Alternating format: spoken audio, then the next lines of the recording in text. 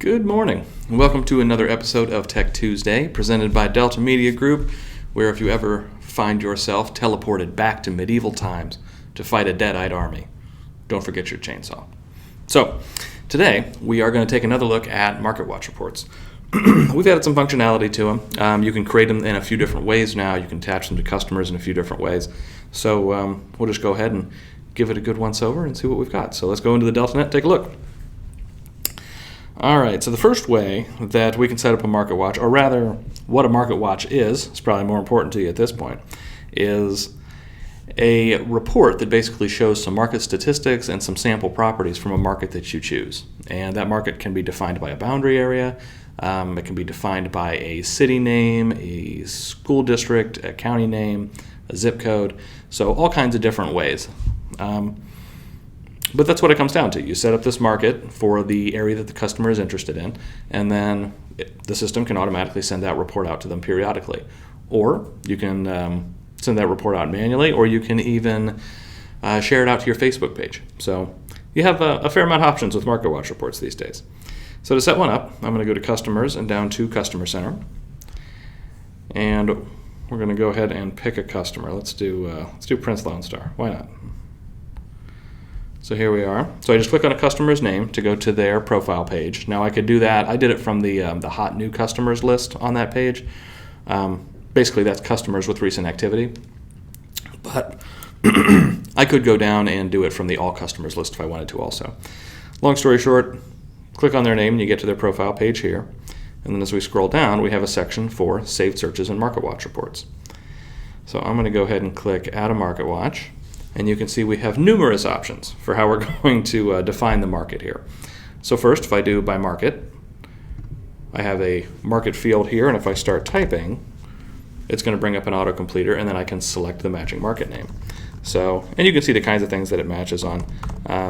This is all test data, so you can see here school district it picked up, so Plain Local Schools.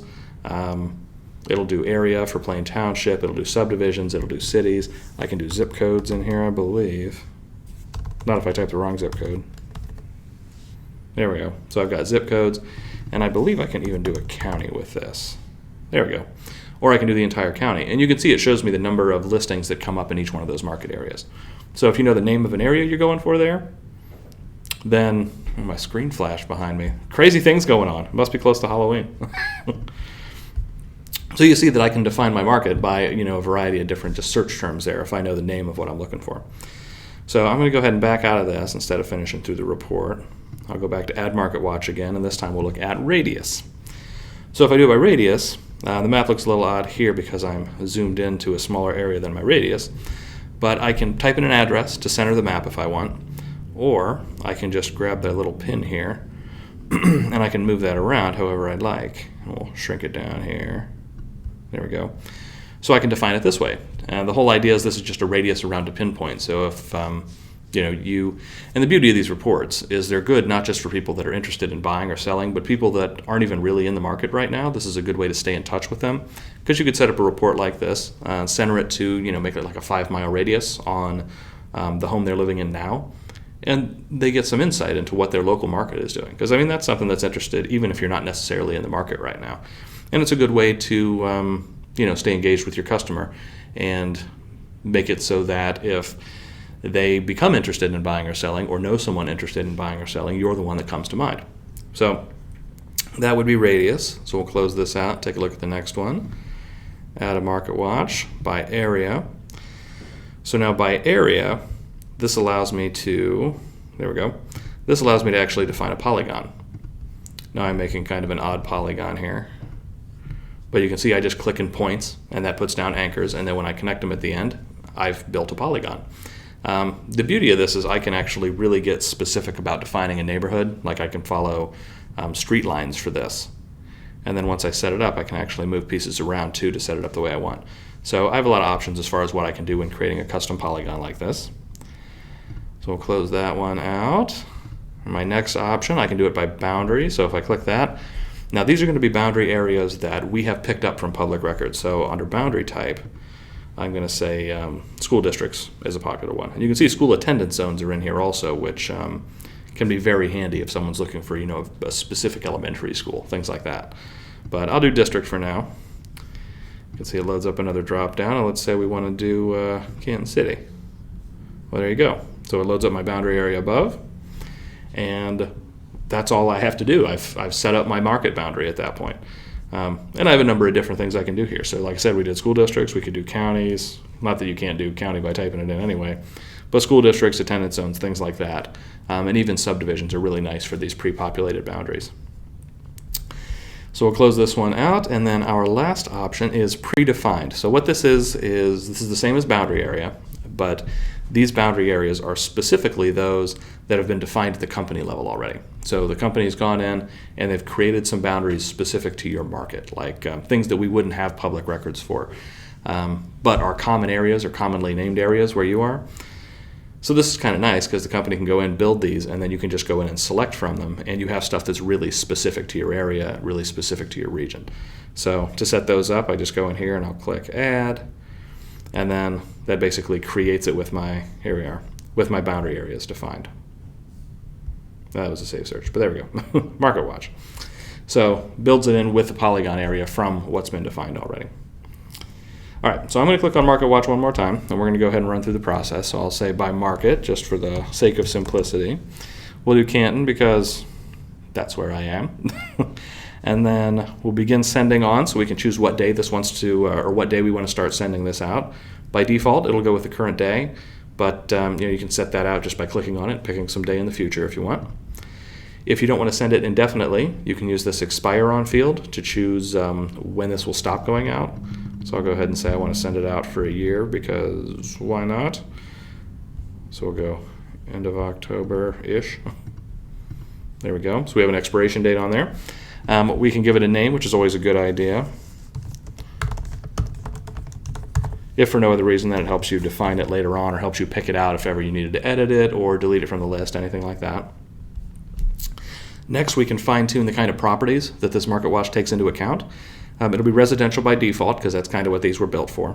But I can add in multifamily and land if I want, or really define it, specify it to multifamily and land, not really add it in.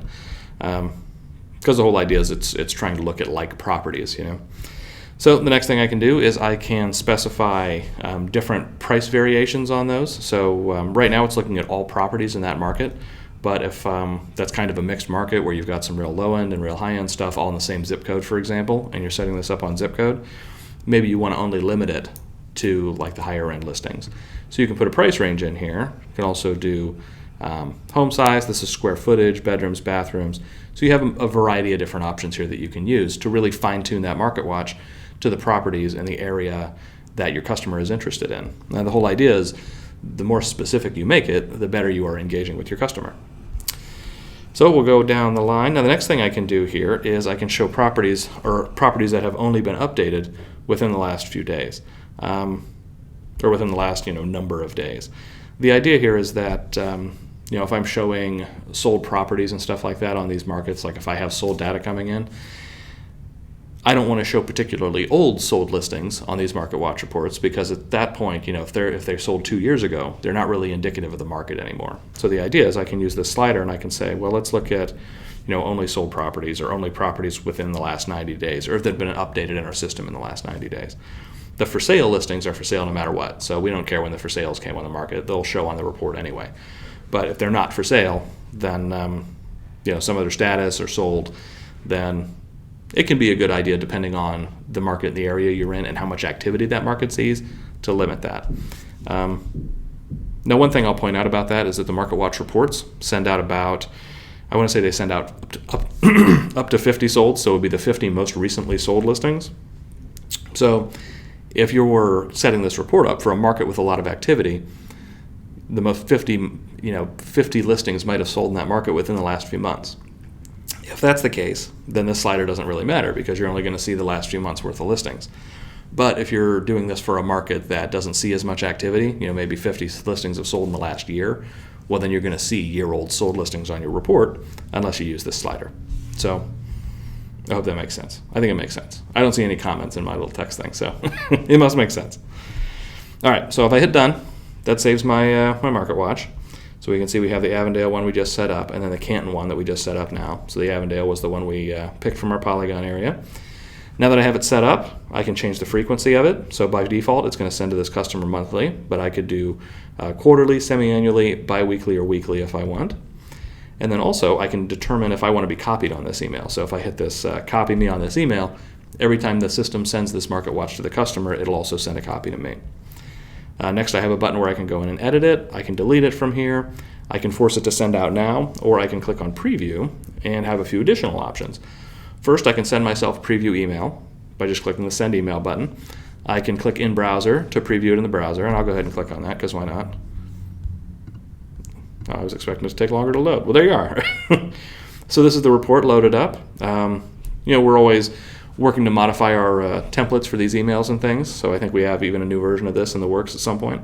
But for now, this is the Market Watch report. You can see we have some trending graphs at the top, our for sale properties up here, and again, it's all sample data, and then sections for just listed, contingent, pending, and price changes. So all of these sections will appear on those Market Watch reports as long as you're choosing to include them. There you go. They'll actually fill in with properties, assuming you're not looking at test data like I am. All right, so we'll go back one. Now the other thing I can do here, and I'm going to have to reload this page to do it. There we go. So I'm going to go back down to my Market Watch, and I'm going to say this time I want to preview it, but I want to preview a print copy. So we'll click on Print. I'll close this other one out. And there we go. So you can see the print template is different, but I mean it's different by design. But the idea is this would just be a nice printable copy of the Market Watch report that you could even set up, print out, and put at a listing that you have for sale. That way you have that market information just kind of available on the countertop at the listing that you're taking people through. So that is the printable Market Watch report. Now we'll back out of that. All right. So the next thing we can do is I'll go ahead and delete this one because I created it. So we'll just click the delete button, and then I have the option to confirm, and now that Market Watch is gone. So that's all there is to it when it comes to connecting a Market Watch directly to customers. Now the other options you have for Market Watch report, if I go over to listings and then down here to Market Watches, you can see that I have Market Watch reports set up here also. These reports are set up in exactly the same way, except they're not attached directly to a customer initially. You would just set them up here, and then this allows Facebook Auto Connector to pick up these Market Watches and auto post them to your Facebook page if you have Facebook Auto Connector turned on. You can find that under Facebook and then Post Tools, and we've got videos on connecting your account there and setting that up. Now the other things you can do from here is I can click on this Market Watch Segments button up at the top, and these are all the sections that you saw in that Market Watch report that are available to show up there if there is data to display in them. And I can sort those and change the order on those if I want. I can just drag and drop and it'll change the order, just like so. And then I can also hit reset if I want to set it back to defaults if I've mixed it up too much. And the next thing I can do here is I can print from here, I can preview from here, and I can also force the share to go out automatically from here. The interval is set on these. In this case, these aren't actually being sent anywhere. So all this interval is about is how often that Market Watch report is regenerated. You can see I can click on preview, and that'll bring up the Market Watch preview the same way. There we go. But it looks a little bit different because it's not built to be an email. It's built to be like a Facebook posting. So we have this image at the top, and then our same kind of market information here. There we go. Now I do have the ability, if I wanted to create them here, and I had Facebook Auto Connector turned on, so it would auto post these, but I don't want it to post this particular Market Watch. I just want to use this one either, for my own use, so I can click on, so I can go in here and print it, or generate the previews of it if I want, or send it out manually, but I don't want Facebook to share it. See, here's our print copy. I could just uncheck this Facebook Auto Post button, and then all the rest of them will be picked up by Facebook Auto Connector, again if it's turned on, and the one that is unchecked will not be. And the next thing I can do is I can copy the URL. So if I want to paste a link to this Market Watch report somewhere other than where we provide here, I can copy the URL and paste it wherever I'd like. And then like the other features in the DeltaNet, if I click on the little plus sign over here, you can see it opens up some additional options. Of those options, we can delete it and edit it just like we could with a regular Market Watch report. Or what is unique here is I can click on Add, and I can add it to customers all at once. So to kind of take you through the scenario for that, the idea would be, say I have a group of customers that I've created and I've organized into a group, and they're all interested in the same market. So not necessarily the same house overall, but the same market. So I could come over here. I would hit Add Market Watch and go through the process to create my Market Watch report, which again is just the same as the one that I would create attached directly to a customer. And then once it's created, I'll expand it here depending on how wide my screen is, and go down and click on Add, and then I'll type in my customer group name. Fortunately, I have customers named group. I'll select it, and I could add multiple groups if I want. And then I'll click on Done, and the system will add this Market Watch to every one of those customers automatically. So that is kind of a quick and easy way that if you have a lot of people shopping in the same market, you could go ahead and attach a Market Watch to everyone all at once. So the nice thing is, at that point, it'll start going out to them automatically based on the frequency you have in here. One thing to keep in mind with that functionality, though, is that it's kind of a one-time copy. So when you do that, it copies all the Market Watches over to those recipients, so all those customers have them, they'll start getting them. But if I go back into this page and delete this Market Watch, that's not going to affect the one that I attached to those customers, because it made a copy and attached them to those customers. So they'll keep getting it even though I deleted it from this page, because it's not actually like a reference to this Market Watch. It is actually their own Market Watch at that point. Now the nice thing about that is if I wanted to go in and tweak it on a customer by customer basis to make it more specific to what that customer is looking at, I can go in and change it for just them without affecting it for everyone else that has that same Market Watch. So there you go. That is the Market Watch system. We'll take a look at one more piece of it real quick. So I'm going to go down to Preferences and Email Messages. And then I do have some options on this page that allow me to kind of fine-tune those Market Watches. So if I scroll down to Market Watch Report, we'll click on that.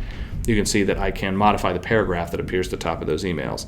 So it just gives me a little bit of ability to further customize what appears or what goes out on my behalf with those Market Watch reports. So there you go. That is the Market Watch Report system. It's getting bigger and bigger, so the videos are getting a little longer. But it's worth it, right? I'm entertaining you all. That's my goal in life. So, all right. So as always, thanks a lot for joining me. If you have any questions, concerns, feel free to comment on any of our videos on Facebook or YouTube, or give us a call, or just email into support@deltagroup.com, and we will be happy to help you with whatever you need. So thanks a lot for joining me this week, and I'll see you again next time.